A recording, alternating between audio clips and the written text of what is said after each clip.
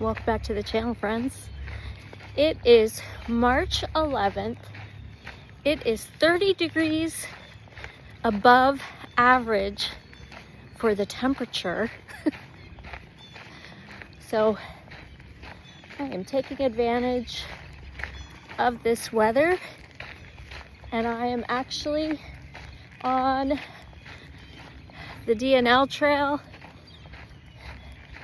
down towards Philadelphia at the George Washington Crossing State Park. And as the title implies, it is where George Washington crossed the Delaware River. I thought I would get on here and give you a life and hiking plan update as we walk.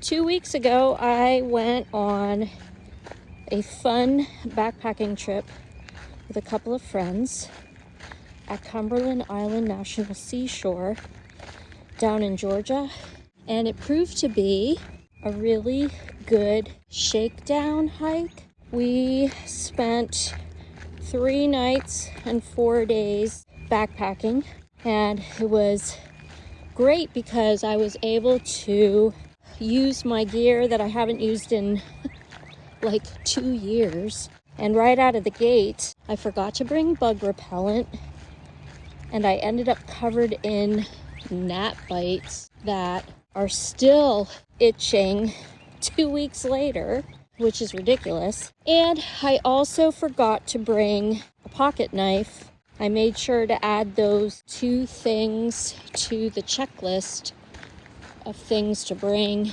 on my big section hike of the Appalachian Trail in Virginia, which is going to be coming up very quickly. I'm just over 6 weeks away from that hike.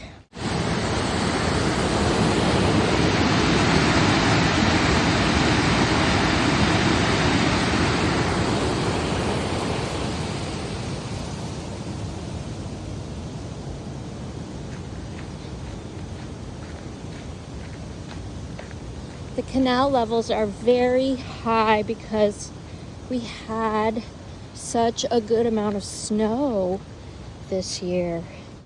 As I watched my friend quickly assemble her Nemo freestanding tent, I was really jealous.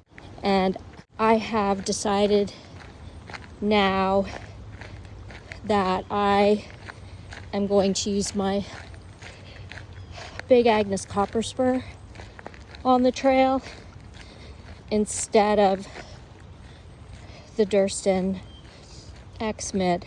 I think that as I keep getting older and not younger, I would like things to be easier to set up. As a matter of fact, over the weekend, I ended up selling the Durston tent, and I also sold the Z-Packs tent that I have. So they have gone to new homes, new adventures. They're both great tents. I don't regret buying them or trying them, but I have circled back around to the freestanding tent. And I really do like the copper spur tent quite a bit. Being out on the island, my friend's tent, she was able to set it up at one of our campsites and then realized that she had set it up so that the wind from a storm was hitting the side of the tent, and it was just so easy to pick it up and turn it 90 degrees so that the wind was blowing at the foot end of the tent. It was so easy. Didn't have to pull it down and then put it back up. Just a quick little pickup and a turn and a pivot, and it was good to go. I will be able to do that with the copper spur.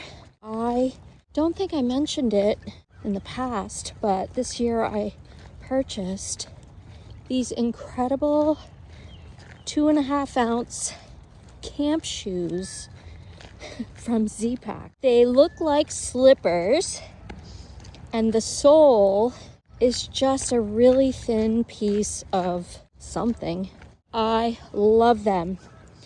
Best purchase that I made for backpacking in recent months and or years. And they only cost $35 at Z-Packs. I will put a picture in the video so you can see what they look like. I also sold the roof nest over the weekend because I just don't use it.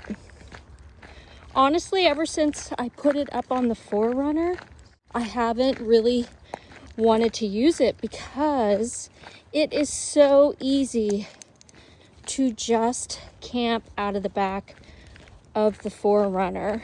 So it was time. The roof nest went to a really good new home. A couple of young kids from Jersey bought it, and they were so excited to get it and start using it.